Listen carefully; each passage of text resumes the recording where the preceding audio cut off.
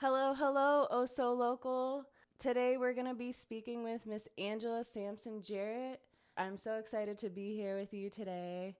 It's the first time I'm meeting you face to face, but I found you on Facebook and we linked up right away. Yes. I reached out to you.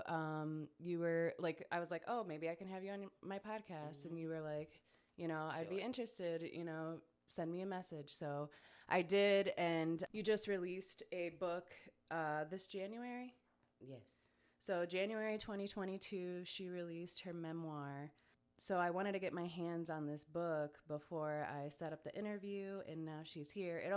I read it the first day I got it, and I stayed up till like 12 o'clock at night reading the book. So, it's not a very long book, but it's so full of your story and how you know we're going to talk about that. So your story and like your life story and how you overcame some things in your life. So I'm going to let you introduce yourself. If you could just share with us what your area of expertise is in, your background, and then we'll go into talking about your book. And you're also a business owner, so we'll hmm talk about that as well. Good morning, everybody. My name is Angela Sampson-Jarrett. Um, I'm a licensed independent chemical dependency counselor. So, what I do on a daily basis is I work with men and women who suffer from the disease of addiction. Try to put their life on the right path. I am also um, an alcoholic. I'm just a recovering alcoholic. I've been sober for 17 years. So I have the tools, the knowledge, the understanding of what it feels like to suffer from addiction. Um, I started out in 2012, and from there I went to college.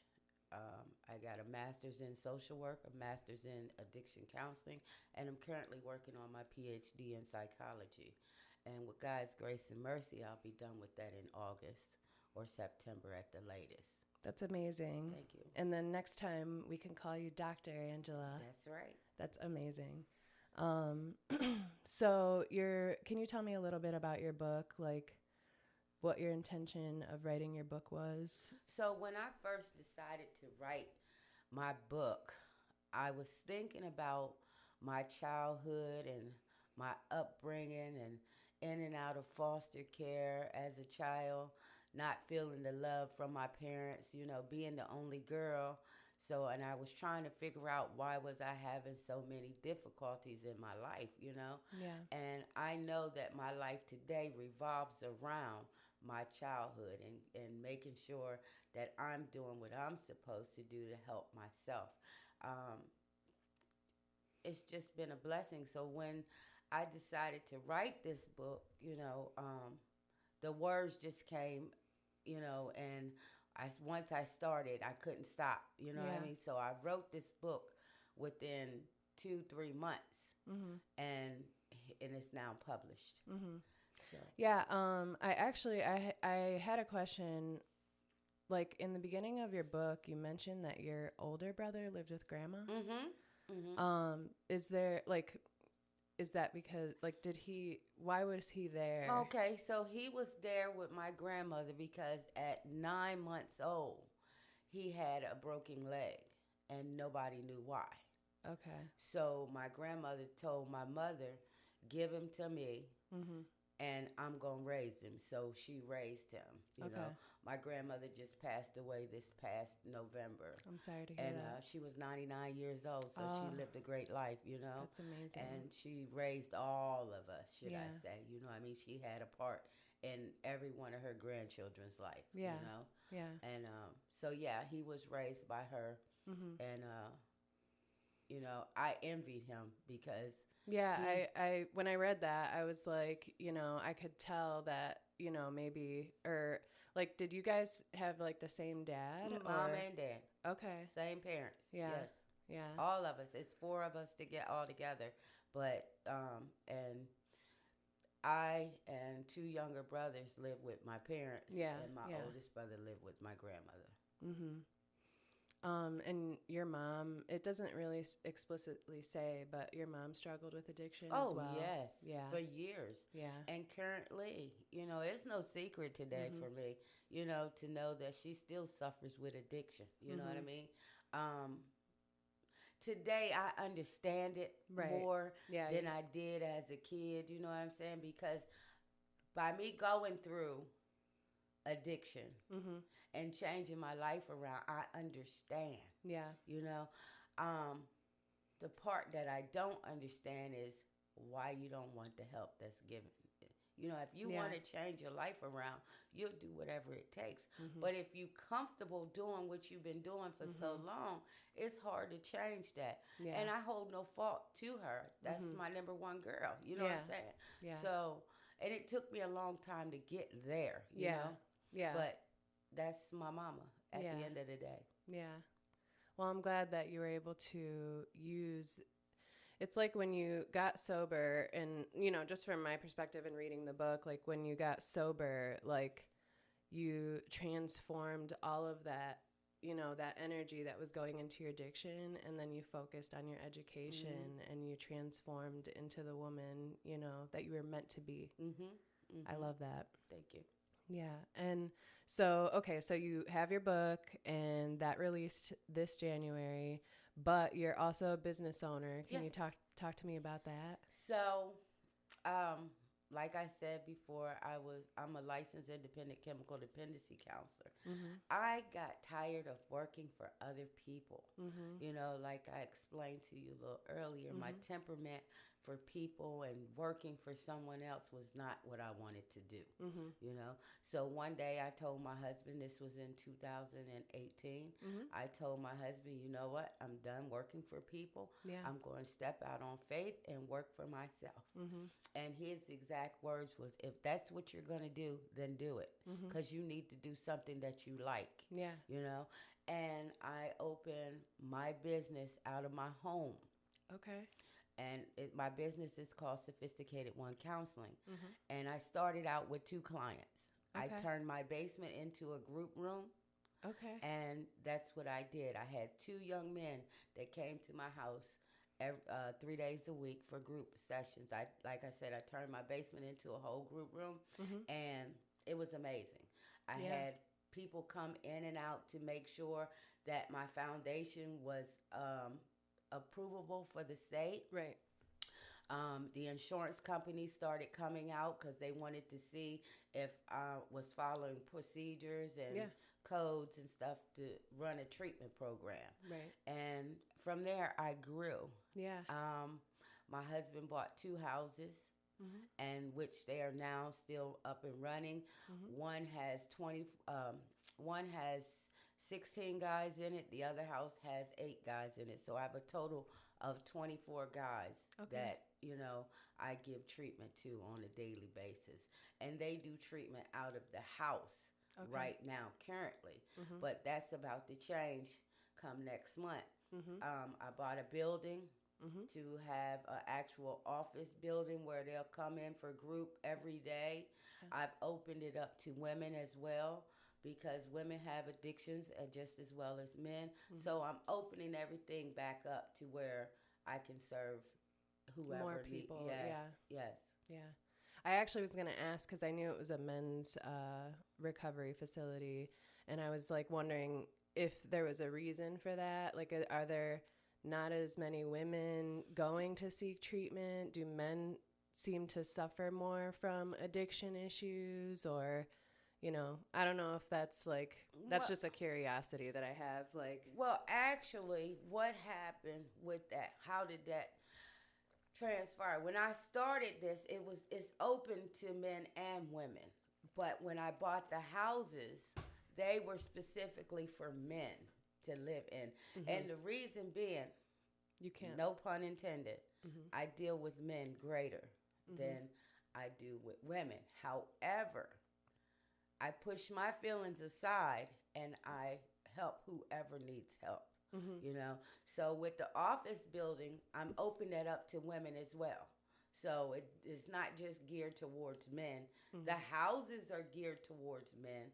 Yeah. And hopefully in the next 6 months or so, I can open another house, which would be for women, Yeah. because there are a lot of women that don't have places to go, Yeah. So I want to expand my horizons Yeah. to help everybody. Yeah. I love that you started, like you said, you got your basement approved and ready, and you started with 2 clients. And like, I love that because, we were talking about me starting my podcast, and you have to start somewhere, you know? It's a little bit ironic. You're my second person, you said you had 2 clients, and now you're my second interview. So, it's the small things that I like to pay attention That's to. right.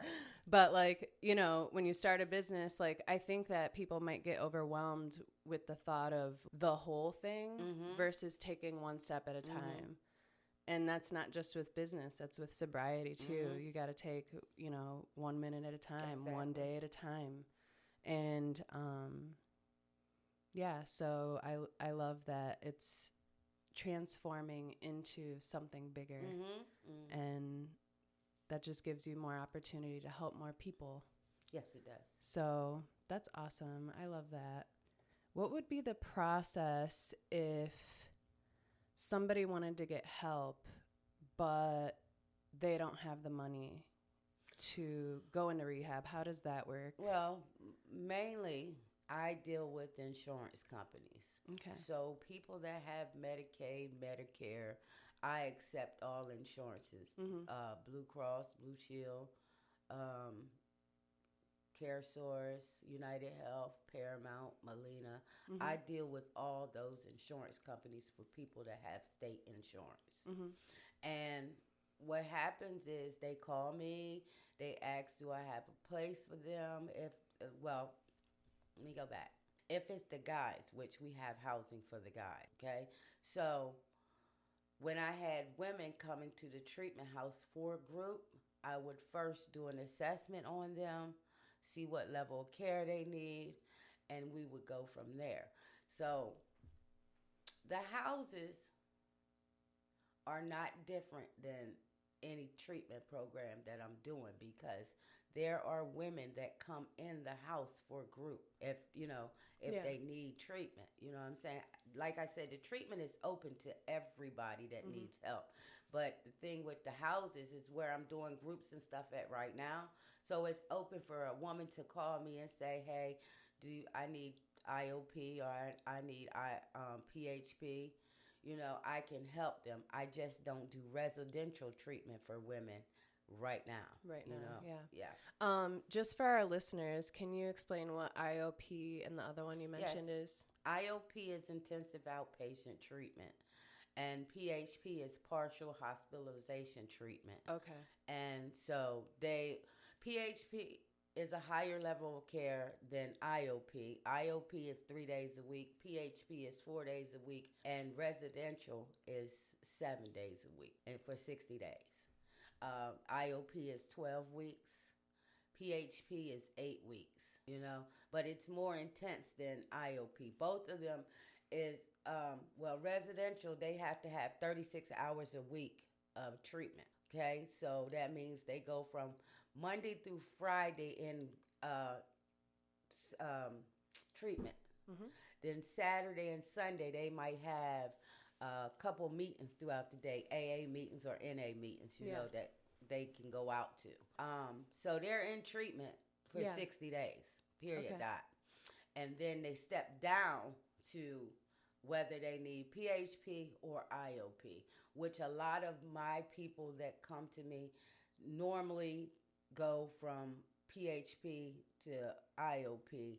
Residential automatically go to IOP. Okay? Yeah. So that's like continuing the support after they're getting like detoxed or, Okay. Yes. Okay. And then I also have a step down, which is aftercare, where they come to one group a week for 4 weeks. Okay. So it's a process. So my program totally runs 6 months, before you get a successful discharge.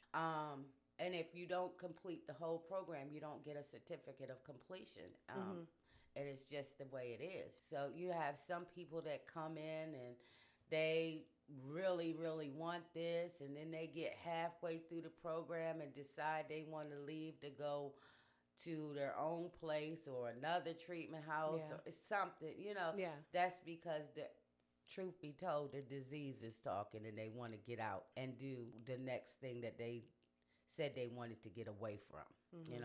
But like I say, my doors is open to anybody, everybody. When you guys have these, like I'm familiar with AA a little bit. When you guys have these meetings, do you ask them to have sponsors or coaches Yes. or mentors? Yes. Like, do you do counseling, like in like one on individual Yes, I do counseling with them? individual counseling. Yes, that's Uh, once a week. mm-hmm. Well, individual sessions are once every 2 weeks. So they split up. So I have to sit down with a client at Yeah. least once every 2 weeks. And then like for sponsors and stuff, like I know that's a big thing in AA. Hmm. Can you talk about what the importance of having Yes, sponsors? the importance of having a sponsor is that you want to work with somebody who has the working knowledge of the 12 steps. The 12 steps is a guideline through the big book of Alcoholics Anonymous to show you that it works. Yeah. Two to three guys wrote a book designed to help He's save. from Ohio too, Yes, isn't he? yes, he is. Yes, and to teach you and show you in black and white how Yeah. to live a successful life if you want to follow these directions. You Yeah. know what I'm like I say to any people that I sponsor, I tell them, look, first thing we're going to do is, are you ready? If you're not ready, then let's not do this. Don't play around with it because it's a lifelong process. And, I take them through the first 3 steps. We do the serenity prayer and we do the third step prayer. And then we get on the fourth step. The fourth step is where you tell me about you and the things that went on in your life to make you Mm-hmm. be who you are and not want to be anymore. Once they do the fourth step, then we do a fifth step. A fifth step is where you tell me about everything that you've written down on your paper and what you want to change. Mm-hmm. And then I give you a few directions for um, 6, 7, 8, 9, 10, 11, and 12. Mm-hmm. They go hand in hand. When you Yeah. get to, you don't stop. There's only one place in the book that it tells you to wait, and that is when you do an hour of quiet time. That's the only place you wait. I have a problem with people that sponsor people, tell them, okay, do your fourth step and hold off. We're gonna pick back up at some other time. No, it's Mm-hmm. designed to go straight through all Mm-hmm. 12 steps and Mm-hmm. then start living those 12 steps in Yeah. your daily life. So that's where I come in with my sobriety is I have to help somebody else in order to help myself. Absolutely. Not everyone will probably be familiar with the 12 steps, Hmm. but it's like when you go from a life of not having any plans or not really having direction, it's nice to have something like the 12 steps that guides you through. Like you said, it's a process. And I don't know if this is true, but like I would assume that you can go back and do it again, after you've gone through it. Yes. Like it's not just a one and done. Like you said, you No. have to incorporate that way of thinking, into your life. Well, step 9 is a repeat of step 4, where you are making a daily reprieve. What I mean by that, there might be something that come up in your life that you might need to make an amends for. Which you made those amends in the fourth step, in the fifth step. You made those amends and you talked about those amends. Well, step 9 is a repeated of step 4. So when things hit you on a daily basis, let's just say hypothetically, you know, Like triggers. yeah, If you're triggered by something. you talk about it with your sponsor, you know what I'm saying? And let your sponsor give you some good input on what they would do and how they process that information. You know what I'm saying? You just can't not do the whole 12 steps and apply them to your life on a daily basis. That's something that you're going, if you want it, you're going to continue to do this process for the rest of your life. You know what I'm saying? And it's a few simple things to do. Go to meetings, talk to a sponsor. You know what I'm saying? Get through the working knowledge of the 12 steps with somebody who knows what they're doing. Yeah. You know? So, I mean, for me, I live my life based on the 12 steps of recovery, and that's why I'm still sober today. Because I clean house, I help other people, and I trust God first and foremost. You know what I'm saying? And that's exactly what I'm supposed to do, is be of maximum service to the next person. And that's how I live my life today. Yes, ma'am. Amen to that. You know, when it comes to addiction, and again, I'm not an expert. You're the expert. That's why we have you here today. That's right. But when it comes to addiction, I think that it's hard to like have awareness, self-awareness, being truthful to yourself, acknowledging, you know, those, like your conscious, like that, that voice inside of your head, like being able to trust yourself. And but like sometimes it takes that third like perspective, like that third person perspective, but it's you. You know what I'm saying? Like it's like looking in versus being stuck in that feeling within yourself. Well, the one thing that I want to say about that is this. If you want to get the help, you have to remain open. You have to remain teachable. And listen to the voices that tell you, I don't want to do this anymore. Yeah. You know what I'm saying? Because there's people, and everybody don't have to be in recovery to give you some good advice. But I prefer somebody who has experienced what I've experienced. I personally, I don't feel like if you haven't walked a mile in my shoes, then how can you tell me what to do to save my life? Granted, we have some great counselors in the work. But if you've done the book work and you've not experienced the step work, then it's difficult for me as an addict or alcoholic to trust or identify with what you're saying. Like I said, don't get me wrong. There is a lot of people that have a lot of book knowledge from reading books and doing schoolwork. And, you know what I'm saying?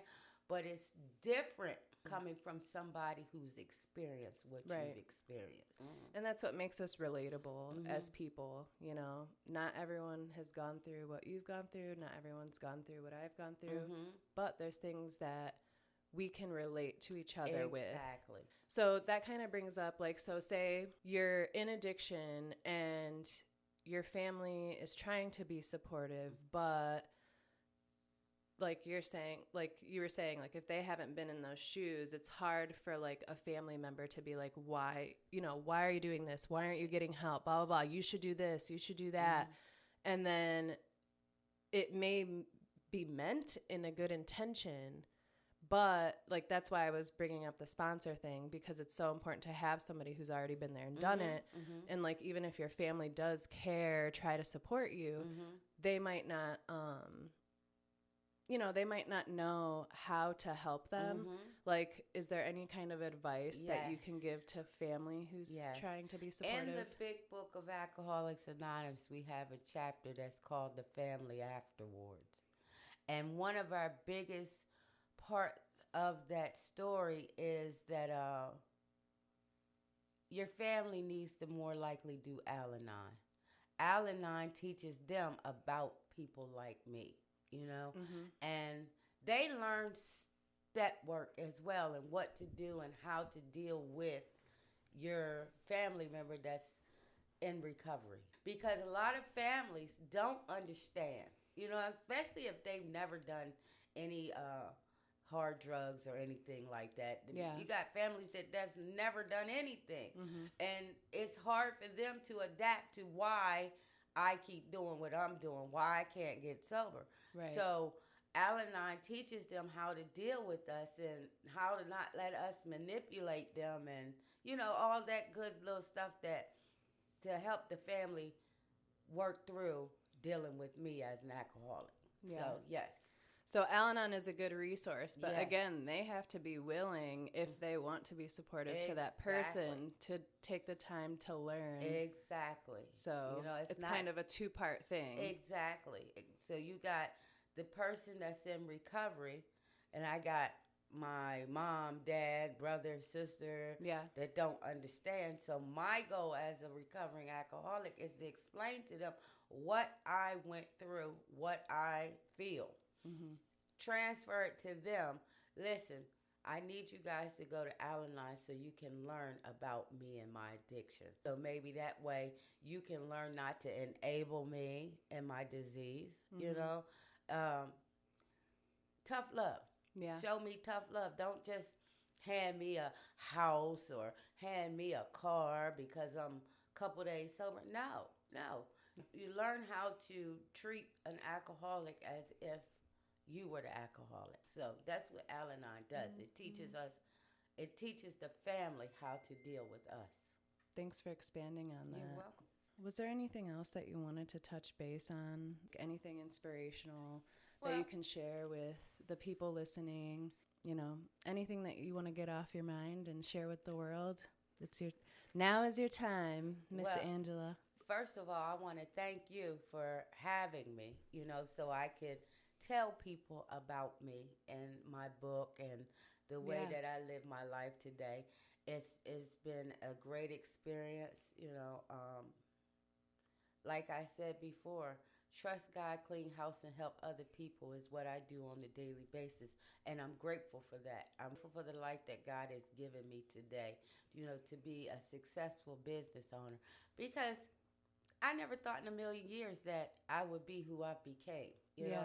And I'm grateful. I have so much gratitude for that. And my one saying to everybody out there, don't not want to do something that you want to do. You know what I'm saying? Pray about it, ask God about it, and do it. Yep. Don't keep telling yourself that I'm going to do this, I want to do this. Just be like Nike and just do it. Take action. Take action. I actually was just talking about this. I said, you just got to take action, because if you don't take action, you're failing ahead of time. Exactly. And if you're failing ahead of time, then you're just going to be disappointed about you not doing what you want. But really, it's like, you got to look within yourself and figure out. And, like we talked about how when you started your business, like it was, you started with 2 people, you started out of your home. Now it's expanding. Now you're getting more, buildings. Now you're going to be able to serve not only men, but women. Exactly. And it's growing so much. And that's all from the love that you have inside of you that you're like pouring out into the world. Exactly. And I appreciate that. And I do appreciate you being here as well. Thank you. And I'm glad to be able to share this and get to know you better. And I mean, in the future, maybe we can do another one. Exactly. Are you going to write any more? Yes, I am going to write a part 2 because everybody that has read my book was wowed by the book itself. Yeah. And some of them got angry saying, where's part 2? And so I've decided to make a part 2. And in part 2, it's going to really talk about what I do today. Yeah. In the first book, it talks about my childhood a lot and coming up through addiction and my children. And, so the next book, I want to talk about where I'm at today. Your recovery. Yes. Yeah. Yes. And I had my chair for my dissertation. Mm-hmm. He told me, he was the first one to buy my book. Okay. The very first one. And he read my book, and he gave me so much compliments about the book. Yeah. He says, now you need to write a part 2 about your life today and what you're doing today. So that's my new goal, to find time to come up and do part 2. All right, awesome. Because I was thinking the same thing. Like I said, I read it all at once, and I was like so into the book. And I mean, I think that it ended in a way where it was like, it talked about your childhood, your addiction, and then your sobriety, and that your, all of your backgrounds, your degrees, that you're getting your PhD. Mm-hmm. And yes, it did make you want to keep reading Yes. about it. So I'm glad to hear that you're going to be doing a part 2. Yes. So before we wrap up here today, I just want again to thank you, Angela, for coming. And I'm going to drop in the show notes a link so that people can buy your book. Mm-hmm. And I'm also going to post it's called Sophisticated One Counseling Yes. for your business. Yes, ma'am. I'll also post that just in case anybody out there has a loved one or knows somebody who's struggling with addiction. You know, you can go ask questions, give Angela a call. I'm sure, you know, she's more than happy to help answer any questions. And, you know, she's going to be expanding on her business, you know, serving both men and women. And then in the future, we're going to be having part 2. So maybe we'll have you back on the podcast. Mm-hmm. Here it goes. Yep, it is .net, not .com. Mm-hmm. SophisticatedOneCounseling.net. So we're also going to put that in the show notes, Okay. so they can visit your website. And if they have any more questions, they can reach out to you on there. Mm-hmm. They can also reach out to me to get a book personally signed, and I can autograph the book and mail it to you. Yep. As well. There's a cover charge of $15 for the book and shipping and handling, because that takes a lot for me to ship it and, you know, mail it to you. So, and then I take payment through Cash App as well. So, and yeah. So it's on Amazon. Is it Amazon, Barnes and Nobles, and Google Books. Okay. Is Google Books an audio version, or it comes shipped too? Okay. It's just a regular book. Okay. Yeah, so if you want to buy it online from those links, that's fine. But Angela is saying she also, and this is how I bought her book from her, I reached out to her directly, and she shipped it out that night, or she packaged it up that night, shipped it out the next day, and I got it, you know, the following day. So it was very quick. And, you know, being that it's local, it's not going to take as long either. So we can support her by purchasing her book. And if you have any questions about addiction, she's the one. Mm-hmm. And I'll also post, you're on Facebook and Instagram and LinkedIn? Yes. Ooh, girl, I need a LinkedIn. I don't have one yet, but I'm going to get one. Mm-hmm. But all right, Angela, I appreciate you coming in. And unless there was anything else that you wanted to add, I do want to be respectful of your time, and we'll wrap it up with that. Thank you for having me. Yeah, you're welcome.